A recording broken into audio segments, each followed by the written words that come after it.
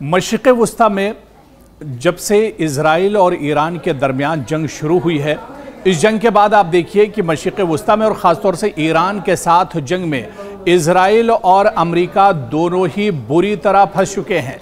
जी हाँ, आपको बताते चलें कि अमेरिका हो या इजराइल, क्योंकि ये दोनों एक दूसरे का सपोर्ट है, दूसरे का सपोर्ट हासिल है। और ऐसे में ये कहा जा सकता है कि ईरान के साथ जब से ये जंग छिड़ी है तो मशरिक़ वस्ता में इजराइल और अमेरिका दोनों ही फंस चुके हैं। एक तरफ आयरन डोम नाकाम साबित हो रहे हैं, दूसरी तरफ मिसाइल स्टॉक खत्म होने के करीब हैं। दिफाई निज़ाम भी एक तरह से चरमरा रहा है और हथियारों ने भी साथ देना बंद कर दिया है।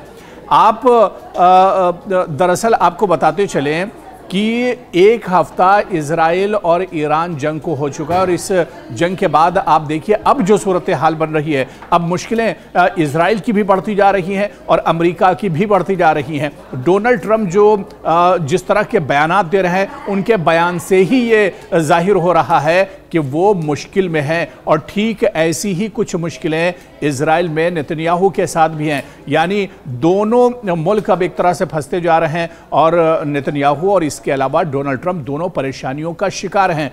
किस तरह से, ये पूरी जानकारी हम आपको इस रिपोर्ट में देंगे। पूरा वीडियो आप देखिएगा और आपको बताएंगे कि किस तरह से डोनाल्ड ट्रंप हो या नेतन्याहू हो, मुश्किलात के दौर से गुजर रहे हैं, कराह रहे हैं, परेशान हैं ये मशरिक़ वस्ता में जब से ईरान के खिलाफ ये जंग शुरू हुई है। दरअसल अगर बात हम इजराइल की करें तो इजराइल 2 साल की मुसलसल जंगजों ने ज़बरदस्त क्राइसिस से दो चार कर रखा है इजराइल को। और इजराइल की इकनॉमी यानी मईशत भी बुरी तरह से डूब रही है, सियासत भी बहरान का शिकार है इजराइल की, और सोसाइटी भी इंतशार से जूझ रही है।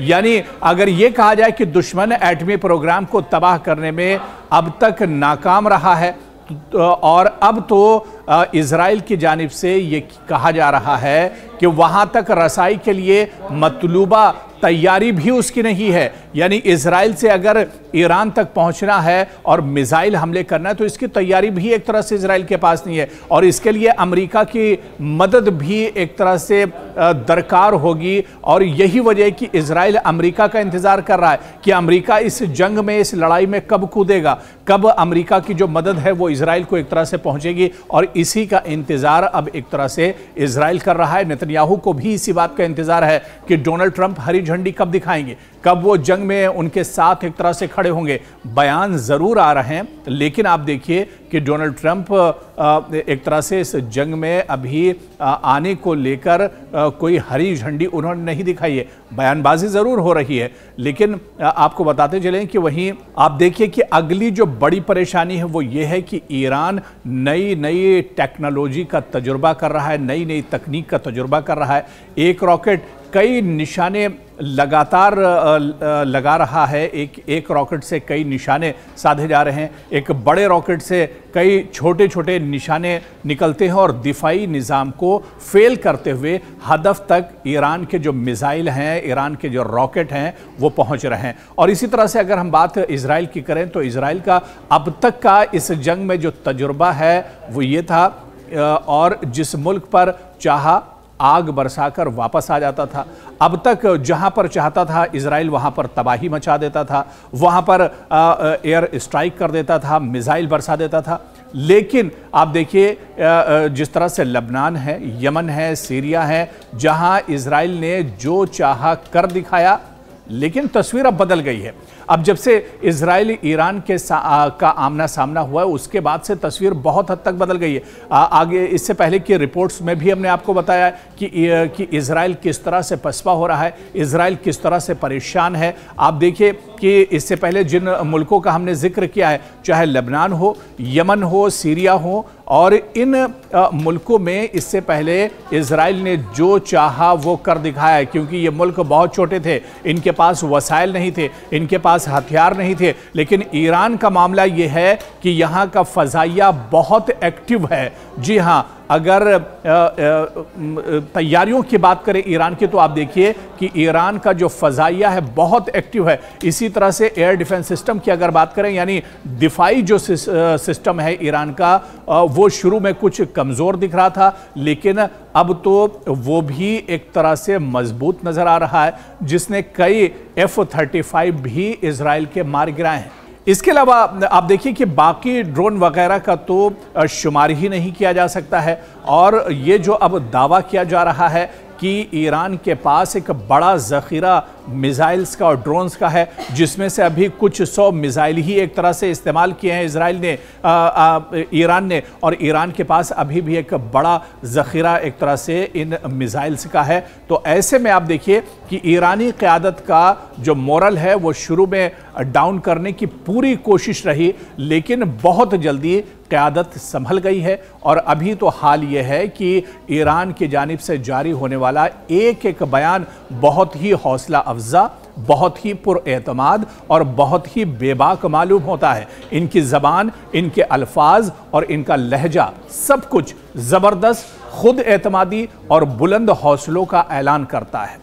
आपको बता दें कि ट्रंप ने कहा कि ईरान का पूरा फ़ज़ाइया हमारी दस्तरस में है। इसके बयान के जवाब में ईरान ने भी पलटवार की और ईरान का बयान आया कि दुश्मन का फ़ज़ाइया पूरी तरह हमारी दस्तरस में है। तो आप ये देखिए कि इजराइल जो पहले बड़े बड़े दावे कर रहा था, उसके दावों की कलाई खुल गई और ईरान जिसे कमज़ोर समझा जा रहा था, वो इजराइल के अंदर घुसकर एक तरह से इजराइल को तबाह कर रहा है और नेस्तो नाबूद कर रहा है। उसके कई ठिकानों पर एक तरह से ईरान ने हमले किए हैं।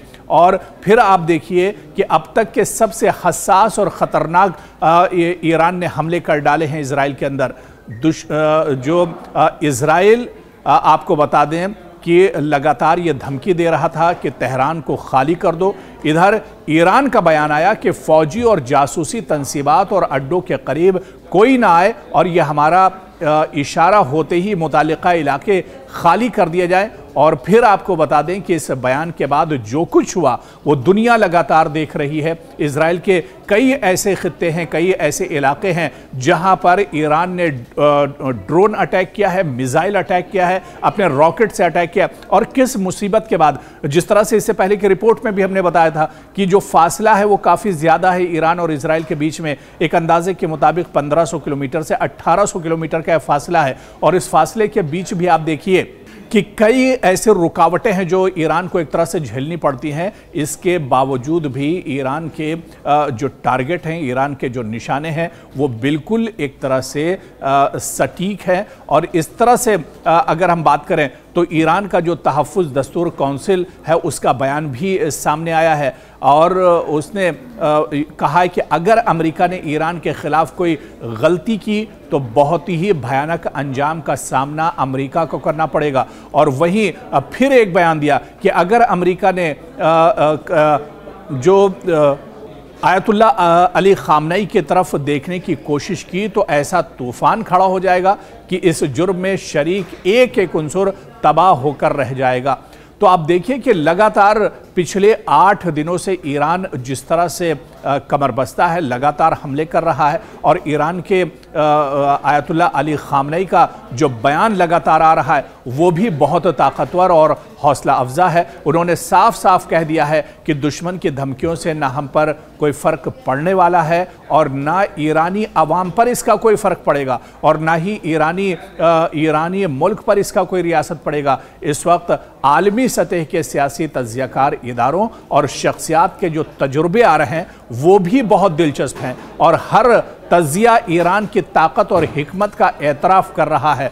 तो आप देखिए कि किस तरह से अभी तक जो एक तरह से इजराइल को ताकतवर माना जा रहा था, यानी एक गुब्बारा था जिसमें हवा भरी हुई थी, और उसकी सच्चाई एक तरह से दुनिया के सामने निकल कर आ गई है। और आप देखिए कि इजराइल किस तरह से कराह रहा है, किस तरह से इजराइल परेशान है। और इजराइल यही वजह है कि हम बार बार कह रहे हैं कि इजराइल अब इस जंग में एक तरह से पस्त हो चुका है, हारता हुआ नजर आ रहा है। लेकिन आने वाले दिनों में अमेरिका का क्या कुछ रवैया होगा ये देखना बहुत अहम होगा, क्योंकि इस जंग में अब यहाँ से अगर देखा जाए तो अगर अमेरिका इजराइल के साथ खड़ा होता है उसके बाद रुख क्या होगा मशरिक़ वस्ता में और ये जंग आगे कहाँ तक जाती है ये देखना भी बहुत अहम होगा।